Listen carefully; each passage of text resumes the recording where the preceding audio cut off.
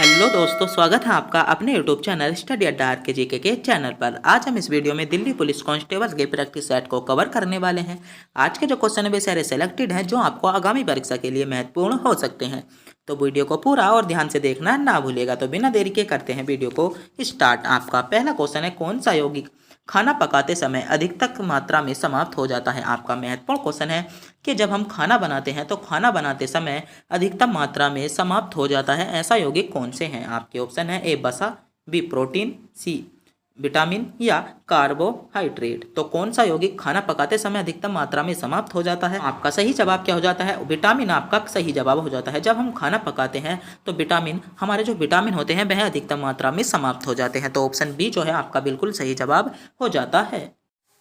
आपका अगला क्वेश्चन है और महत्वपूर्ण क्वेश्चन है कि औरंगजेब के शासनकाल में दिल्ली में निर्मित एकमात्र स्मारक कौन सा था। जब औरंगजेब का शासनकाल था, दिल्ली में जो निर्मित था एकमात्र स्मारक कौन सा था। आपके ऑप्शन है, ए मोतिया मस्जिद, बी मोती मस्जिद, सी रंग महल या दीवाने खास। तो कौन सा था, तो मोती मस्जिद आपका करेक्ट जवाब हो जाएगा। ऑप्शन बी आपका बिल्कुल सही जवाब हो जाता है। आज के जो क्वेश्चन भी सारे सेलेक्टेड हैं तो आपको जो आगामी परीक्षा के लिए महत्वपूर्ण हो सकते हैं, तो वीडियो को अंत तक जरूर देखिएगा। अगर आप भी इससे पहले हमारे चैनल पर नए हो तो चैनल को सब्सक्राइब जरूर कर लीजिएगा। आपका अगला क्वेश्चन है, डेल्टा के किनारे लवणीयता होती है कम, ज़्यादा, स्थायी या अप्रभावी। जो डेल्टा के किनारे लवणीयता होती है वह कैसी होती है, तो कैसी होती है, कम होती है। कैसी होती है, कम होती है। तो ऑप्शन ए आपका बिल्कुल सही जवाब हो जाता है। आपका अगला क्वेश्चन है, क्वासियोरिक रोग किसकी कमी के कारण होता है। खनिज के लवण के कारण, वसा, प्रोटीन या विटामिन के कारण। तो किसकी कमी के कारण हो जाता है, तो किसकी प्रोटीन की कमी के कारण क्वासियोरिक कर जो रोग होता है वह किसके कमी के कारण हो जाता है, प्रोटीन की कमी के कारण हो जाता है। तो ऑप्शन सी आपका बिल्कुल सही जवाब हो जाएगा। आपका अगला क्वेश्चन है, राजीव गांधी खेल रत्न पुरस्कार 2019 में किसे प्रदान किया गया था। तो किसको प्रदान किया गया था। आपके ऑप्शन है, ए दीपा मलिक को, बी बजरंग पुनिया को या ए बी दोनों को या रोहित शर्मा को। तो किसको राजीव गांधी खेल रत्न पुरस्कार 2019 में प्रदान किया गया था। तो किसको प्रदान किया गया था, ए व बी दोनों को प्रदान किया गया था। बजरंग पुनिया और दीपा मलिक दोनों को प्रदान किया गया था। तो ऑप्शन सी आपका सही जवाब हो जाता है। आपका अगला क्वेश्चन है, गतिशील वाहन के अचानक रुकते ही यात्री सामने की ओर क्यों गिर पड़ता है। आपने देखा होगा जब आप बस, स्कूटी या किसी भी साधन पर आप यात्रा कर रहे हैं तो जैसे ही उसके ठोर ब्रेक लग जाते हैं तो आप आगे की ओर झुक जाते हैं। तो वह किस कारण झुकते हैं, हम किस कारण झुकते हैं। शरीर का निचला भाग रुक जाता है लेकिन ऊपरा भाग जड़त्व के कारण गतिशील अवस्था में रहता है। जब ब्रेक लग जाते हैं शरीर का जो निचला भाग होता है वह रुक जाता है और जो शरीर का ऊपरा भाग होता है, जो ऊपरी भाग होता है, वह जड़त्व के कारण स्थिर गतिशील अवस्था में रहता है। तो जिसके कारण हम गतिशील अवस्था में होने के कारण हम क्या हो जाता है, आगे को झुक जाते हैं। तो ऑप्शन ए आपका बिल्कुल सही जवाब हो जाता है। आपका अगला क्वेश्चन है, रथ यात्रा महोत्सव कहाँ होता है। जो रथ यात्रा महोत्सव होता है वह कहाँ पर होते हैं। आपके ऑप्शन है, ए कोणार्क मंदिर पर, बी पुरी मंदिर पर, द्वारिका मंदिर पर या हरिद्वार में। तो कहाँ पर रथ यात्रा महोत्सव होता है, तो रथ यात्रा महोत्सव पुरी में होता है। तो ऑप्शन बी आपका बिल्कुल सही जवाब हो जाएगा। आपका अगला क्वेश्चन है, जल अपघटन में ऊर्जा किस रूप में उत्पन्न होती है। जो जल अपघटन में जो ऊर्जा उत्पन्न होती है वह किस रूप में होती है, प्रकाश, ऊष्मा, ध्वनि या अम्ल में। तो किस रूप में ऊर्जा उत्पन्न होती है, तो ऑप्शन बी आपका करेक्ट जवाब हो जाता है, ऊष्मा के रूप में ऊर्जा उत्पन्न होती है। आपका अगला क्वेश्चन है, निम्नलिखित में से कौन ईंधन तत्व नहीं है। महत्वपूर्ण क्वेश्चन है, क्वेश्चन नंबर 9। आपको बताना होगा निम्नलिखित में से कौन ईंधन तत्व नहीं है। आपके ऑप्शन है, ए यूरेनियम, बी थोरियम, सी रेडियम या हीलियम। तो निम्नलिखित में से ईंधन तत्व कौन सा नहीं है, तो निम्नलिखित में से जो ईंधन तत्व नहीं है वह कौन नहीं है, हीलियम। ऑप्शन डी आपका बिल्कुल सही जवाब हो जाएगा। क्या ऑप्शन डी आपका करेक्ट जवाब हो जाता है। आपका अगला क्वेश्चन है, निम्नलिखित में से किस रंग का सबसे ज़्यादा या सबसे लंबा तरंगदैर्घ्य होता है। निम्नलिखित में से किस रंग का सबसे ज़्यादा तरंगदैर्घ्य होता है। आपके ऑप्शन है, ए हरे रंग का, बी पीले रंग का, सी नीले रंग का या लाल रंग का। क्या तो किस रंग का तरंगदैर्घ्य सबसे ज़्यादा होता है, तो लाल रंग का तरंगदैर्घ्य सबसे ज़्यादा होता है। तो ऑप्शन डी जो है आपका बिल्कुल करेक्ट जवाब हो जाएगा। तो ऑप्शन डी आपका सही जवाब हो जाएगा। आपका अगला क्वेश्चन है, श्रीहरिकोटा रेंज जो कि भारत के उपग्रह छोड़ने का केंद्र है किस राज्य में स्थित है? जो श्री आपसे सीधा क्वेश्चन में पूछा गया है, श्रीहरिकोटा किस राज्य में स्थित है? आपके ऑप्शन है महाराष्ट्र में, आंध्र प्रदेश में, तमिलनाडु में या केरल में। तो जल्दी से जल्दी बताइएगा कि श्रीहरिकोटा भारत के किस राज्य में स्थित है? तो श्रीहरिकोटा भारत के किस राज्य में स्थित है? तो आपका सही जवाब हो जाता है आंध्र प्रदेश राज्य में स्थित है। जो श्रीहरिकोटा है वह आंध्र प्रदेश राज्य में स्थित है। तो ऑप्शन बी आपका बिल्कुल सही जवाब हो जाएगा। आपका अगला क्वेश्चन है, चीन और जापान के प्रचंड और विनाशकारी उष्ण कटिबंधीय चक्रवातों को क्या कहा जाता है? क्या कहा जाता है? तो क्या कहा जाता है? आपका सही जवाब हो जाता है टाइफून्स कहा जाता है। क्या टाइफून्स के नाम से जाना जाता है? तो ऑप्शन सी आपका सही जवाब हो जाएगा। क्वेश्चन नंबर 12 महत्वपूर्ण क्वेश्चन है, जो चीन और जापान में प्रचंड जो विनाशकारी उष्ण कटिबंधीय, क्या उष्ण कटिबंधीय जो चक्रवात आते हैं वो उनको क्या कहा जाता है? तो टाइफून्स के नाम से जाना जाता है। सी आपका सही जवाब हो जाएगा। क्वेश्चन नंबर 12 आपका एग्जाम की दृष्टि से बहुत ही महत्वपूर्ण क्वेश्चन था, तो इस क्वेश्चन को क्या है आप नोट कर लेंगे। आपका अगला क्वेश्चन है, सूर्य से पृथ्वी तक ऊष्मा से संचारित विधि कौन सी है? जो सूर्य से जो पृथ्वी तक ऊष्मा की संचारित विधि है वह कौन सी है? आपके ऑप्शन है ए चालन, बी केवल संवहन, केवल विकिरण या संवहन और विकिरण दोनों। तो कौन सी विधि हो जाती है? ऑप्शन बी आपका करेक्ट जवाब हो जाएगा केवल संवहन। कौन सी? केवल संवहन। ऑप्शन बी आपका सही जवाब हो जाता है। आपका अगला क्वेश्चन है, मनुष्य के शरीर का सामान्य ताप किसका होता है? जो मनुष्य का जो सामान्य ताप होता है वह कितना होता है? आपके ऑप्शंस दिए गए हैं, आपको बताना होगा। जल्दी से जल्दी बताइएगा कि मनुष्य का जो सामान्य ताप होता है वह कितना होता है? तो कितना होता है? 37 डिग्री सेल्सियस आपका सही जवाब हो जाएगा। क्या 37 डिग्री सेल्सियस मनुष्य का जो सामान्य ताप होता है, जो शरीर होता है उसका सामान्य ताप 37 डिग्री सेल्सियस होता है। तो ऑप्शन डी आपका क्या हो जाता है? ऑप्शन डी आपका बिल्कुल सही जवाब हो जाएगा। आपका अगला क्वेश्चन है, उस्तादा बिमल्स खां किस खाद्यान्न के वादक थे? किस खाद्य यंत्र के वादक थे? आपके ऑप्शन है ए तबला, बी शहनाई, सी हारमोनियम या बांसुरी। तो आपका सही जवाब क्या हो जाता है? ऑप्शन बी आपका सही जवाब हो जाता है। किसके वादक थे? शहनाई के वादक थे। तो ऑप्शन बी आपका बिल्कुल सही जवाब हो जाएगा। आपका अगला क्वेश्चन है, किसी राज्य में बंजर भूमि का सर्वाधिक क्षेत्र है? किस राज्य में जो बंजर भूमि है वह सर्वाधिक पाई जाती है? आपके ऑप्शन है उत्तर प्रदेश, मध्य प्रदेश, राजस्थान या गुजरात। तो किस राज्य में बंजर भूमि का सर्वाधिक भाग पाया जाता है? आपका सही जवाब हो जाएगा राजस्थान में। राजस्थान में बंजर भूमि का सर्वाधिक भाग पाया जाता है। ऑप्शन सी जो है आपका बिल्कुल करेक्ट जवाब हो जाएगा।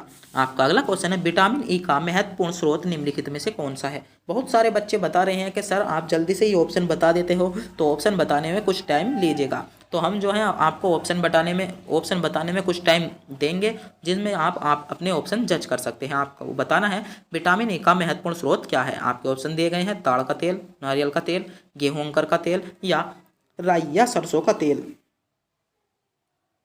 तो आपका सही जवाब क्या हो जाता है? गेहूं अंकुर का तेल जो विटामिन ए का महत्वपूर्ण स्रोत है। तो ऑप्शन सी आपका करेक्ट जवाब हो जाएगा। आपका अगला क्वेश्चन है, टेप रिकॉर्डर में टेप किसका लेप चलता है? जो टेप रिकॉर्डर होता है उसमें टेप का किसका लेप चलता है? तो किसका लेप चलता है? जल्दी से जल्दी बताइएगा किसका लेप चलता है। आपका सही जवाब हो जाएगा कोरोमेंटिक पाउडर का। कौन सा? कोरोमेंटिक पाउडर। ऑप्शन बी आपका बिल्कुल सही जवाब हो जाएगा। क्या? ऑप्शन बी आपका सही जवाब हो जाएगा। एक बार मैं फिर से बता दूं, आज के जो क्वेश्चन चल रहे हैं वे सारे महत्वपूर्ण क्वेश्चन चल रहे हैं जो आपको आगामी परीक्षा के लिए बहुत महत्वपूर्ण हो सकते हैं। तो वीडियो को पूरा और अंत तक जरूर देखिएगा। आपका अगला क्वेश्चन है, मानव शरीर में सबसे बड़ी ग्रंथि कौन सी है? मानव शरीर में सबसे बड़ी ग्रंथि कौन सी है? आपके ऑप्शन है ए सैलिवरी ग्रंथि, बी पिट्यूटरी ग्रंथि, ब्रेकियास ग्रंथि या लीवर। तो मानव में सबसे बड़ी ग्रंथि कौन सी है? तो ऑप्शन डी आपका करेक्ट जवाब हो जाएगा। जो लीवर होता है वह मानव शरीर में सबसे बड़ी ग्रंथि का कार्य करता है। तो ऑप्शन डी जो है ऑप्शन डी आपका बिल्कुल सही जवाब हो जाएगा। तो इस क्वेश्चन को भी आप नोट कर लेंगे। आपका अगला क्वेश्चन है, निम्नलिखित में से किस रोग की रोकथाम टीके द्वारा नहीं की जा सकती? आपके ऑप्शन दिए गए हैं, आपको बताना होगा कि निम्नलिखित में से किस रोग की जो रोकथाम है वह टीके द्वारा नहीं की जा सकती। चेचक, मधुमेह, काली खांसी या पोलिया की। तो किस रोग की रोकथाम टीके द्वारा नहीं की जा सकती। तो टीके द्वारा किस रोग की रोकथाम नहीं की जा सकती? मधुमेह रोग की। मधुमेह रोग की जो जांच है वह रोग की जो है वह टीके द्वारा मधुमेह रोग को नहीं रोका जा सकता। तो ऑप्शन बी आपका सही जवाब हो जाएगा। आपका अगला क्वेश्चन है, शेरशाह निम्नलिखित में से किस वंश से संबंधित था? जो शेरशाह था वह निम्नलिखित में से किस वंश से संबंधित था? आपके ऑप्शन है, ए बहमी वंश से, बी मुगल वंश से, सूर वंश से या मराठा वंश से। तो शेरशाह किस वंश से संबंधित था? तो सूर वंश, ऑप्शन सी आपका सही जवाब हो जाएगा। जो शेरशाह था वह सूर वंश से संबंधित था। आपके अगले क्वेश्चन है, राष्ट्रीय ध्वज का डिजाइन निम्नलिखित में से किसने तैयार किया था? तो क्वेश्चन नंबर 22 आपका बहुत महत्वपूर्ण क्वेश्चन है। आपको बताना होगा जो हमारा भारत का राष्ट्रीय ध्वज है उसका जो डिजाइन तैयार किया था वह किसने किया था? आपके ऑप्शन है, ए रविंद्रनाथ टैगोर, बी महात्मा गांधी, सुभाष चंद्र बोस या पिंगली वेंकैया ने। तो किसने? पिंगली वेंकैया ने। तो किसने जो भारतीय ध्वज था उसका डिजाइन तैयार करना था? तो किसने ध्वज का डिजाइन तैयार किया था? आपका ऑप्शन डी है। ऑप्शन डी आपका बिल्कुल सही जवाब हो जाएगा। आपका अगला क्वेश्चन है, बलुई मृदा में अच्छी तरह उगने वाली फसल कौन सी है? तो कौन सी फसल है? आपका सही जवाब क्या हो जाता है? कौन सी फसल है? नारियल की फसल। नारियल की फसल, ऑप्शन डी आपका बिल्कुल सही जवाब हो जाएगा। क्या? नारियल की फसल आपकी सही जवाब हो जाता है। आपका अगला क्वेश्चन है, अधिकेंद्र क्या है? अधिकेंद्र क्या है? आपका ऑप्शन है, ए भूकंप का केंद्र, बी भूकंप स्थल, सी भूकंप प्रभावी क्षेत्र या भूकंप की क्रोड। तो अधिकेंद्र क्या है? अधिकेंद्र क्या है? आपका सही जवाब हो जाता है भूकंप का केंद्र। क्या है? भूकंप का केंद्र। ऑप्शन ए आपका बिल्कुल सही जवाब हो जाएगा। आपका अगला क्वेश्चन है, अमेरिकी व्यापारी बिल गेट्स कंपनी का मालिक है? कौन सी कंपनी का मालिक है? जो बिल गेट्स है वह किस कंपनी का मालिक है? एप्पल, जोनेटो या माइक्रोसॉफ्ट या कोलर। तो कौन सी कंपनी है? कौन सी कंपनी है? ऑप्शन हो जाएगा माइक्रोसॉफ्ट। माइक्रोसॉफ्ट आपका ऑप्शन सी आपका सही जवाब हो जाता है। आपका अगला क्वेश्चन है, बुलंद दरवाजे का निर्माण अकबर ने किस राज्य की विजय के उपलक्ष्य में हुआ था? जो बुलंद दरवाजे का निर्माण हुआ था वह कौन सी विजय के कारण किया गया था? मालवा की विजय के कारण, चित्तौड़ की विजय के कारण, गुजरात विजय या काबुल विजय के कारण। तो किस आपका क्वेश्चन है कि जो बुलंद दरवाजा था उसका निर्माण किसने करवाया था? अकबर ने करवाया था। और किस विजय में हुआ था? किस विजय में हुआ था? तो किस विजय में हुआ था? गुजरात की विजय के कारण बुलंद दरवाजे का निर्माण कराया गया था। तो ऑप्शन सी आपका सही जवाब हो जाएगा। आपका अगला क्वेश्चन है, 16वीं सदी में दिल्ली के सिंहासन पर बैठने वाला निम्नलिखित में से हिंदू शासकों में से कौन था? आपका क्वेश्चन है, जो 16वीं सदी में दिल्ली के सिंहासन पर बैठा था हिंदू शासकों में कौन था? आपके ऑप्शन है, ए कृष्णदेव राय, बी हेमू, सी राणा कुंभा या राणा प्रताप। तो कौन था? तो आपका करेक्ट जवाब क्या हो जाएगा? हेमू। ऑप्शन बी आपका बिल्कुल सही जवाब हो जाएगा। हेमू दिल्ली शासकों में से एक था जो 16वीं सदी में दिल्ली के सिंहासन पर बैठा था। कहाँ पर बैठा था? दिल्ली के सिंहासन पर बैठा था। आपका अगला क्वेश्चन है और महत्वपूर्ण क्वेश्चन है, उंगली को बंगाल की खाड़ी में समुद्री लूटपाट के लिए किसने अड्डा बनाया था? तो किसने अड्डा बनाया था? जो लूटपाट का अड्डा बनाया था हुगली को, वह बंगाल की खाड़ी में बना हुआ था, वह किसने बनाया था? आपके ऑप्शन है, ए पुर्तगालियों ने, बी फ्रांसीसियों ने, बी डेनमार्कियों ने या अंग्रेजों ने। तो किसने बनाया था? आपका सही जवाब हो जाता है पुर्तगालियों ने उसे अपना अड्डा बना लिया था हुगली को। जब बंगाल की खाड़ी में जो लूटपाट, जो समुद्री यात्रा करते थे उनसे लूटपाट के लिए पुर्तगालियों ने अपना अड्डा बना लिया था। आपका अगला क्वेश्चन है, मोड़ी लिपि का प्रयोग किन के विलेखों में किया जाता था? जो मोड़ी लिपि थे उनका जो प्रयोग किया जाता है वह किस में किया जाता था? तो मराठों की जो किया जाता था, मराठों से संबंधित थी मोड़ी लिपि। तो ऑप्शन डी आपका बिल्कुल सही जवाब हो जाएगा। क्या? ऑप्शन डी आपका करेक्ट जवाब हो जाता है। आपका अगला क्वेश्चन है, यदि कोई वस्तु किसी चुंबक से हल्की सी प्रतिकर्षित होती है तो इसका अर्थ क्या है? कि वह धातु लोहे चुंबक है, पृथ्वी चुंबक है, अनुचुंबकीय है या अचुंबकीय है। अगर कोई धातु है, अगर आपने कोई धातु है उस पर आपने चुंबक गेरी, वह थोड़ी सी प्रतीत हुई, उसकी तरफ को थोड़ी सी आकर्षित हुई, तो वह कौन सी धातु है? तो वह कौन सी धातु है? आपका सही जवाब हो जाता है पृथ्वी चुंबकीय है। कौन सी है? पृथ्वी चुंबकीय है। जब वह थोड़ी सी प्रतीत होती है, उसकी लोहे की जो चुंबक होती है जब चुंबक की तरफ को प्रतीत होती है तो वह पृथ्वी चुंबकीय धातु है। आपका अगला क्वेश्चन है, निम्नलिखित में से कौन सा न तो तत्व है और न यौगिक है? महत्वपूर्ण क्वेश्चन है। क्वेश्चन नंबर 31 के निम्नलिखित में से ऐसा कौन सा तत्व है कि न तो तत्व है और न तो नहीं यौगिक है? आपके ऑप्शन है वायु, जल, पारा या सोडियम क्लोराइड। तो आपका सही जवाब क्या हो जाएगा?